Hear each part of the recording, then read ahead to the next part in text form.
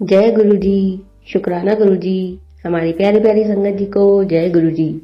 आज का सत्संग शुरू करने से पहले एक बार हम गुरु जी का मंत्र जाप करेंगे। ओम नमः शिवाय, शिव जी सदा सहाय। ओम नमः शिवाय, गुरु जी सदा सहाय।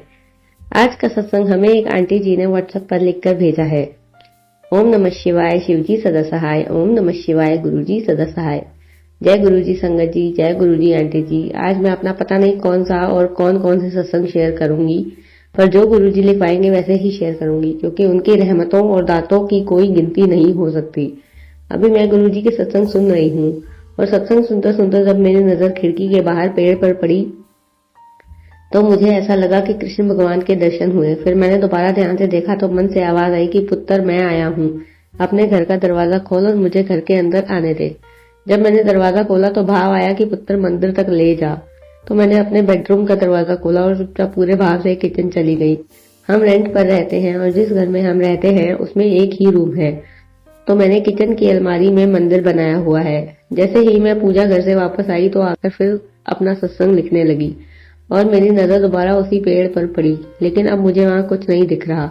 शुक्राना गुरुजी, अनंतम अनंतम शुक्राना गुरुजी मेरे मालिक, मुझे इतने प्यारे दर्शन देने के लिए। मुझे कई दिन से गुरुजी का यूट्यूब पर मैसेज आ रहा था, कुड़िए होली पर मैं तेरे घर आऊंगा कान्हा के रूप में, मुझे पहचान लेना।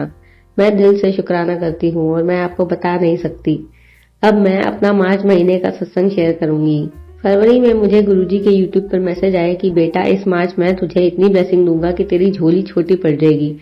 शिवरात्रि पर तेरे दुखों का अंत हो जाएगा। ब्लैक मैजिक के भी बहुत सारे मैसेज आए, बहुत सारे बीमारियों के भी मैसेज आए। पुत्र मैं तेरी बीमारी काट रहा हूँ, जिसने तेरे ऊपर ब्लैक मैजिक किया है उसका चेहरा भी तुझे दिखाऊंगा और तू उन लोगों की चिंता मत कर, तू खुश रहा कर बस, उनको मैं अपने आप देख लूंगा। और भी बहुत सारे मैसेज मुझे मिले। माफ करना गुरुजी, मुझे चीजें याद नहीं रहती, पर जब याद आएंगी तो मैं अपने नेक्स्ट सत्संग में शेयर करूंगी। शिवरात्रि की रात गुरुजी से मैंने अरदास की थी कि गुरुजी आज सभी महादेव के मंदिर जा रहे हैं और मैं कैसी बेटी हूँ आपकी कि आज मैं अपने घर के मंदिर में आपकी जोत भी नहीं जला पाई। काश मैं भी शिव विवाह में शामिल होती और कितना सौभाग्य की बात होती। और मैं बड़े दुखी मन से सो गई क्योंकि उस दिन मेरी तबीयत खराब थी। और जब मैं सोई तो मुझे सपना आया कि मैं अपने मायके के घर में हूँ और हमारे पुराने घर के सामने एक खंडर जैसा था, जिसमें मुझे मेरे ही रिश्तेदार लेडीज कुछ दिखी, जिन्होंने मुझे घेरा हुआ था और हम चारपाई पर लेटे हुए थे।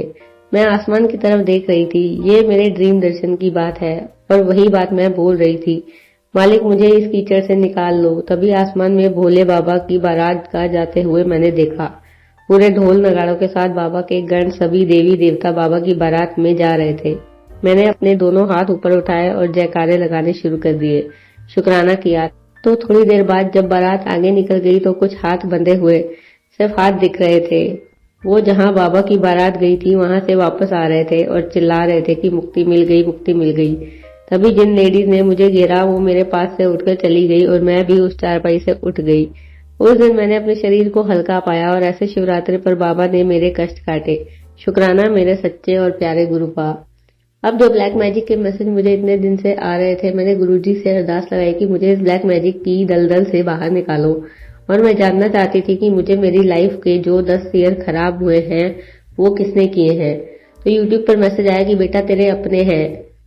अब अपने कौन है? ऐसे तो सबके साथ रिश्ता खराब हो जाएगा, तो प्लीज गुरुजी मुझे प्रॉपर उस इंसान का चेहरा देखना है और जानना है कि क्यों उसने मुझ पर ब्लैक मैजिक किया। तो मुझे गुरुजी ने लगातार सत्संग सुनाए, मैं नहीं समझ पा रही थी। तो गुरुजी का मैसेज आया कि बेटा तेरे घर में बहुत सारे तंत्र मंत्र से भरी चीजें होंगी और भी बहुत सारा सामान पड़ा है, उसे घर से बाहर निकाल। तो मैंने सोचा अब तो मैं बाहर आ गई, तो अब तो मैंने खुद पैकिंग की थी, अब क्या चीज हो सकती है।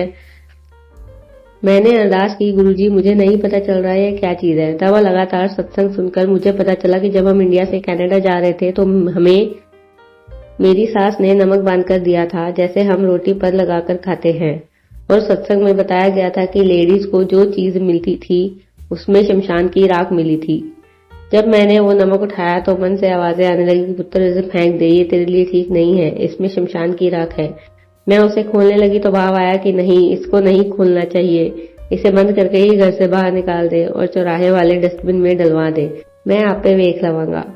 तो मैंने वो अपने हस्बैंड को देकर वहां डलवा दिया। कहीं और फेंक नहीं सकते, कनाडा में रिसाइकल और गार्बेज दो ही काम कर सकते हैं। फिर वहां से आगे की जर्नी शुरू हुई। तब मैंने अपने अंकल जी, अपने और अपने बेटे के सारे धागे काट के रख दिए। मंदिर में भभूत और लौंग इलायची और 2 शीशी जल की निकाली जो किसी पंडित ने हमें दी थी। मंदिर साफ किया और फिर गुरुजी ने मन में भाव डाला कि लाल धागा पड़ा है, उसे निकाल कपड़ों की अलमारी से। तो मैंने उसे सूटकेस खोले, कुछ नहीं मिला तो इशारा मिला, हैंडबैग चेक कर। तो जैसे ही मैंने हैंडबैग खोला उसमें एक लाल मौली का धागा निकला जो उसी पंडित ने दिया था। फिर भाव आया दूसरा सूटकेस चेक कर। तो जैसे ही मैंने खोला उसमें से भभूत निकली एक प्लास्टिक बॉक्स में, वो भी पंडित ने दी थी। फिर भाव आया कि अपना मेकअप किट चेक कर, उसमें से 2 धागे निकले रेड एंड येलो कलर के। मैं हैरान हो गई कि इतना कुछ मेरे पास था। पर फिर सत्संग में आया कि जो धागे इकट्ठा करके रखे हैं वो भी बाहर निकाल दे। तो जब मैं किचन में गई तो देखा कि यहाँ आने के बाद भी हमने अपने पुराने धागे बांधे थे, वो काटकर मंदिर में धूप की डिब्बी में रख दिए, तो उनको बाहर फेंका। पर फिर सत्संग में आया कि पुराना दिया कोने में पड़ा है, उसे निकाल दे। तो संगत जी, जब हम उस अपार्टमेंट में आए तो एक कांच का गिलास जो मोमबत्ती वाला 4 कॉर्नर वाला दिया होता है वो हमें रूम में रखा मिला था। तो मैंने पता नहीं क्यों उसे बाहर नहीं फेंका और उसे मंदिर के सामने वुडन अलमारी में रख दिया था। गुरुजी ने मुझे याद दिलाया, कमलिए इसे बाहर निकाल। माफ करना गुरुजी, माफ करना संगत जी, मुझे पंजाबी नहीं आती। ये सारी चीजें गुरुजी ने मुझसे कान पकड़कर घर से बाहर निकलवाई। फिर जिस दिन मैंने ये चीजें निकाली उसी दिन पंडित की दी हुई एक चीज और निकली जो कुछ बुरे जैसे मीठा चूर्ण था जिसमें लौंग के टुकड़े थे। पर उसे मैंने गुरुजी के जल प्रसाद में मिक्स करके बाहर गमले में डाल दिया। गमला खाली था पर मेरा शरीर जैसे हल्का हो रहा था। ये मीठी चीज जल प्रसाद में मिलाकर फेंकने से भारी हो गया, पर ये मेरी गलती थी और मैंने जब उसे जल में मिक्स किया तब ध्यान नहीं दिया। बाद में याद आया कि ये तो जल प्रसाद था। और उसके बाद जो मेरे सिर में दर्द हुआ और आंखों और शरीर पर भारीपन हुआ, मैं बता भी नहीं सकती। शायद मेरे सदगुरु मुझे समझा रहे थे कि हमें किसी पंडितों के चक्करों में नहीं पड़ना चाहिए। जब गुरु के बच्चे बन जाते हैं तो हमें टोटली सरेंडर कर देना चाहिए। यह बात मुझे मेरे गुरुपा ने समझाई। बस अब अरदास है कि गुरुजी, मेरा मुझ में कुछ नहीं, जो भी है वो तेरा तुझको सौंपकर क्या लागे है मेरा। अब बस गुरुजी आप जानो, आपका काम जाने, हम आपके भरोसे हैं। और गुरुजी की ब्लेसिंग क्या होती है मैं आपको बताती हूँ। 23 मार्च को गुरुजी ने ब्लेसिंग की बारिश की। पूरा दिन ब्लेसिंग से भरा था। हम परेशान थे कि हम जिस शहर में रहते हैं वहाँ काम नहीं है, हमारा मन भी यहाँ नहीं लग रहा।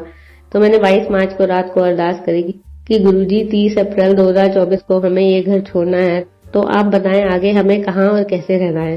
सत्संग में मुझे टोरंटो और बेसमेंट का इशारा मिला था पहले ही। तो 23 मार्च के सुबह टोरंटो से आगे एक जगह का नाम पता चला जो मेरे रिलेटिव ने मुझे घर का बताया कि एक बेसमेंट है और उस घर की ओनर पंजाबी है। और सबसे अच्छी बात उन्होंने बताया कि उन्होंने घर में गुरु ग्रंथ साहिब जी की गद्दी लगाई हुई है, इसलिए वेजिटेरियन लोग हैं उसी घर में रह सकते हो। और मेरी अरदास थी कि गुरुजी जहाँ भी रखो आसपास आप रहना, आपका मंदिर, गुरुद्वारा या किसी भी संगत के रूप में मुझे आप चाहिए। देखिए संगत जी, गुरुजी कैसे सुनते हैं। संगत जी, फिर हमें टेंशन हुई कि हमने सारा सामान खरीदा हुआ है, bed, fridge, gas, washing machine, kitchen utensils, सब कुछ कैसे करें, किसको दें, क्योंकि यहाँ हमें सब कुछ घर से बाहर निकालना था या फिर फ्री में छोड़कर जाना पड़ता। पर मेरे प्यारे गुरुजी की ब्लेसिंग्स देखिए संगत जी, उसी दिन 23 मार्च 2024 ये घर हमारे ही एक रिलेटिव को ओनर ने दे दिया जो कि पहले नहीं मान रहा था। और हमारा सारा सामान जो कि करीब $1500 तक का था गुरुजी ने बिकवा दिया और हमारी ये टेंशन भी खत्म हो गई। अब आगे की प्लानिंग गुरुजी की सुनिए संगत जी कि अब हमने नई जगह जाना था तो सब सामान नया खरीदना पड़ता, लेकिन नए घर की ओनर ने मॉर्निंग में ही क्लियर कर दिया था कि आपको बस अपना सूटकेस लेकर आना है, सब कुछ आपको नहीं लाना है, सब कुछ बाकी सारा सामान आपको वहीं मिलेगा, इवन किचन यूटेंसिल्स, बस एलईडी आपको लेनी पड़ेगी। मेरे सतगुरु जी, मुझे बस इतना मन में भाव आ रहा था कि बिन बोलिया सब कुछ जानदा, तो पुत मिथो मांगो नी मनु मनो, बस अपना प्यार और आशीर्वाद बनाए रखना हमेशा। आपके बच्चे हैं, आपने ही संभालना है, आपने ही सब कुछ देखना है। अब एक नया सत्संग संगत जी। मार्च में ही मेरे अंकल जी ने यहाँ ड्राइविंग टेस्ट दिया, लेकिन वो पास नहीं हुए। तीसरी बार आज 25 मार्च 2024 को उनका 11:07 पर फोन आया कि उनका टेस्ट क्लियर हो गया है और नेक्स्ट डेट भी 27 मार्च की मिली है। और मुझे पूरा विश्वास है संगत जी उनका नेक्स्ट टेस्ट भी क्लियर हो जाए। गुरुजी ब्लेसिंग्स ऑलवेज मेरे प्यारे गुरुजी। बस अब इतनी अरदास है गुरुजी, जो न्यू लाइफ आपने अपने तीनों बच्चों को बख्शी है उसे अपने तरीके से सजाइए, अपने रंग भरिए, अपने बच्चों को अपने जैसा प्यारा सोना मोना बना दीजिए, अपने बच्चों के गुनाहों को बख्श कर अपना प्यारा बच्चा बना लीजिए। अब इस न्यू लाइफ को मैं अपने प्यारे गुरुजी के साथ बिताना चाहती हूँ। गुरुजी मुझे ओम रूप में, व्हाइट कबूतर के रूप में, ज्योति के रूप में, बटरफ्लाई के रूप में दर्शन देते हैं। गुरुजी ने 7 नंबर की ब्लेसिंग बख्शी है, 777 नंबर की ब्लेसिंग बख्शी है। अब हमारा हाथ पकड़ कर रखना, अब कभी हाथ ना छोड़ना। हमारा आपसे अलग कोई नहीं है, आप ही सब कुछ हो। अपना प्यार और आशीर्वाद बनाए रखना। जय गुरुजी, शुक्राना गुरुजी, अनंतम अनंतम शुक्राना गुरुजी। 26 मार्च 2024। जय गुरुजी संगत जी। आज गुरुजी एक और ब्लेसिंग मिली। सुबह सुबह मेरे हस्बैंड को हॉस्पिटल से फोन आया, आवाज आई कि आपकी वाइफ का मेडिकल क्लियर हो गया है, congratulations, we are sending this report to immigration. मुझे इसकी बड़ी चिंता थी क्योंकि मेरा वर्क परमिट इसी पर डिपेंड है और 3 बार मेडिकल हो चुका है, पर गुरुजी ने मुझे इस कीचड़ से भी बाहर निकाल लिया। शुक्राना गुरुजी। जय गुरुजी, अनंतम अनंतम शुक्राना गुरुजी। अपनी कृपा और प्यार अपने बच्चों पर बनाए रखना। ओम नमः शिवाय। शिवजी सदा सहाय। ओम नमः शिवाय। गुरुजी सदा सहाय। हमारी प्यारी प्यारी संगत जी को